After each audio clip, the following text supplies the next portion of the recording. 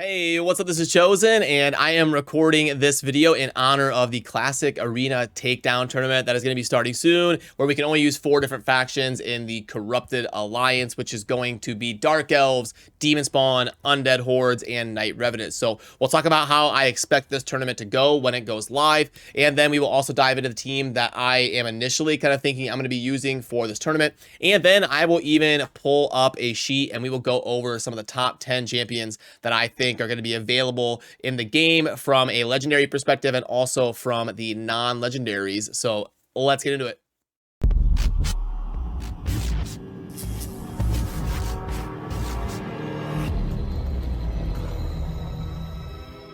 Alrighty, so yeah, I mean, right out the gate, I can show you the list if that's kind of all you're interested in and would like to see that right out the gate. Your once a week reminder to remember to subscribe down below, because I'm always working on sheets and infographics here on the channel to help you play Raid as efficiently as possible and always stay in the loop. So if you wanted that, there is that. But I also want to give you a little bit of context on some of this stuff. Now, maybe they said this somewhere and I missed it, but since it's a tournament, you're probably going to have to win or finish at least like top 2 to get the Coldheart skin. That's probably going to be up for grabs in this. It's the epic version of the Coldheart like new skin that they've added the last like 3 or 4 months when they started adding skins to the game.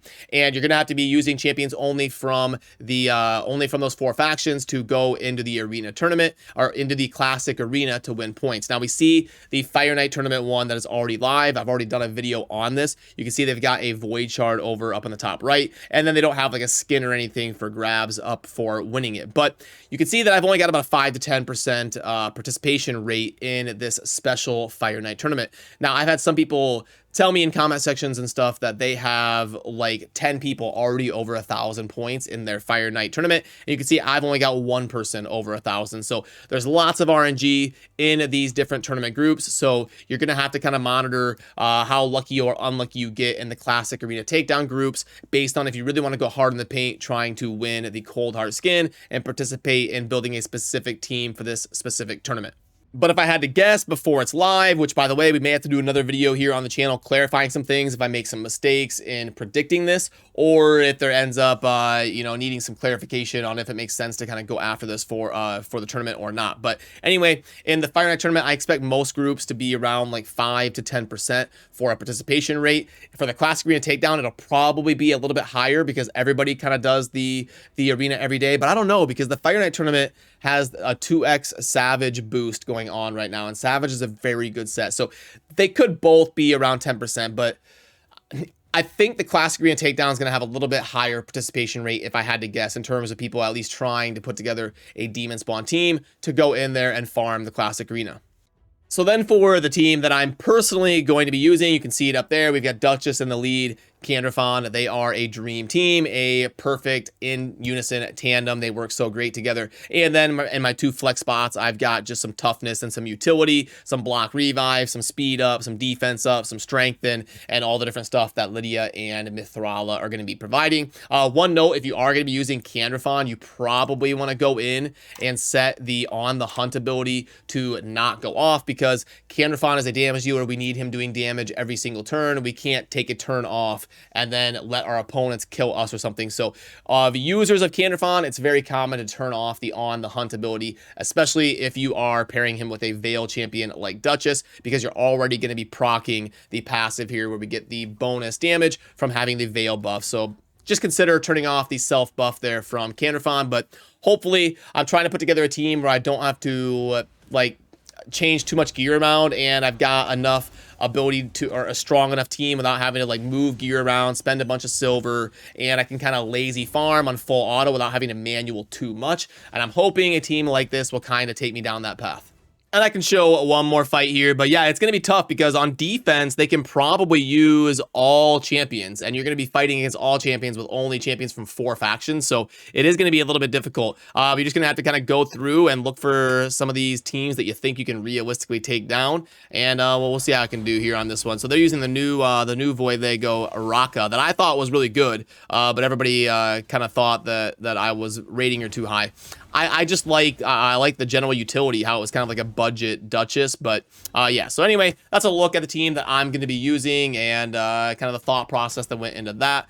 But now I want to pull up that sheet that I showed you a little bit earlier in the video, and I also want to talk about some of these other champions that are going to be up for grabs and going to be decent in a tournament like this. Now, I did correct a couple issues on here that I had like typos and stuff or the wrong faction or something. So if you see that changing, you're not crazy. I did edit that. And also, by the way, I always enjoy reading down below where you agree or disagree, where you think I'm crazy and all of that, because it helps all of us learn for future content in Raid as well. So let me know where you agree or disagree with my ranks for sure. But I think the legendaries are pretty self-explanatory. I think I got the 10 legendaries mostly right, with a good blend of support, utility, and damage dealing. We've got Duchess, Siphi, Nekarit, no doubt on those three. They're obviously incredible. That next tier of Lydia, Mithrala, Kymar, so much utility there and so amazing. And then you kind of get into that like damage dealing tier where you've got Rotos, Candy, Morta Macabre, and Masha Led for the utility blend of like DPS and CC. I think in that 10 spot, you have a little bit of leeway to debate. I think there's some really interesting champions that are damage dealers,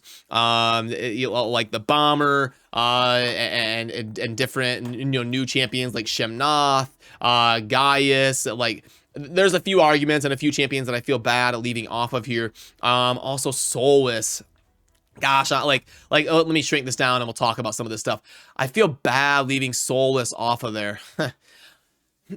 Yeah, I mean, oh my goodness, I don't have Hegemon on there either. Yeah, I really blew through the Night Revenant here. So I'll tell you what, let's go ahead, let's edit this. Now I feel bad for the people that that just saw the list in the start of the video and then bounced out. But hey, that's why you gotta stick around, I guess, right? So let's definitely get Hegemon on here. Hegemon has got to go on here for the Night Rev. I missed that out the gate. And let's go Void. Okay, now, I should probably move him up. I'll probably swap him with like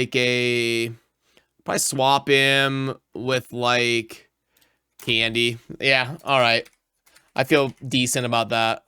This is going to be Demon Spawn and then Force. Okay, so, and then the other one that I felt bad about was, it was Soulless. Yeah, so, yeah, I don't know. I think I'm going to leave Soulless off there. But Soulless definitely has an argument. There's probably some of you already typing in the comment section yelling at me about Soulless. But yeah, there are like 15 champions fighting over these 10 slots. And there's a few cases to be made. Did I miss any in the other factions that I feel super bad about? Helikath is going to be another one that has a good case for being on there. Definitely a solid option.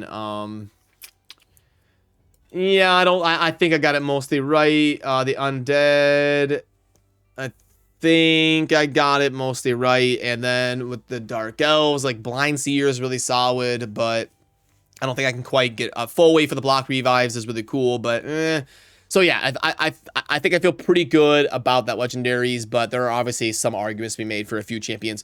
For the epics, Umbral's probably a little bit too high. I should probably drop Umbral down to like 6 or 7. But Madame Saris and Magnar are obviously going to be on the list. And then you've got some of those utility champions like Skullcrown that can bring the good aura for an epic and hit pretty hard for an epic that has the ability to get herself to be able to go second by staying alive.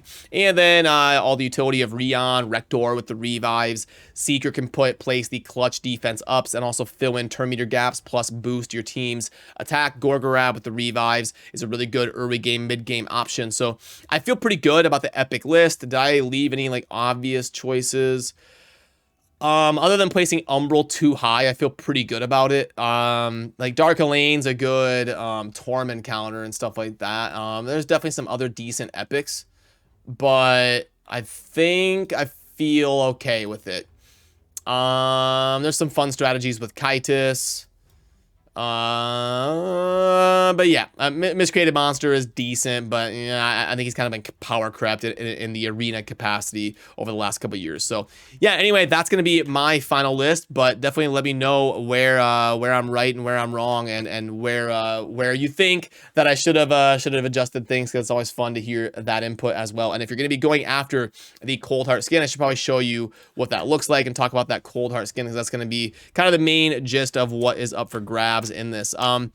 Coldheart is an awesome champion, just in how she functions, how she looks, everything kind of in general. Definitely one of the more iconic champions in Raid.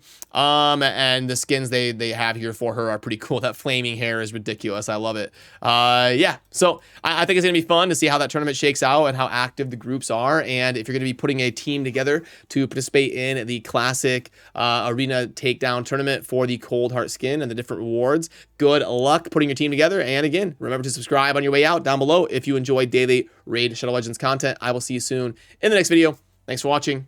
Peace.